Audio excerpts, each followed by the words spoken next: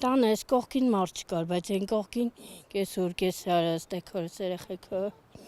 իրանք էին։ Նա էլի ճաքած է քարերը, որ ընկնեն, այս անգամ չգիտես որտեղ կընկնի։ Մարդ չի եկել։ Քաղաքապետարանին ենք դիմել, բայց դեռ ոչ մի արձագանք։ Հիմա չգիտեմ, էլ նա դեսի վրա չի էլ գա։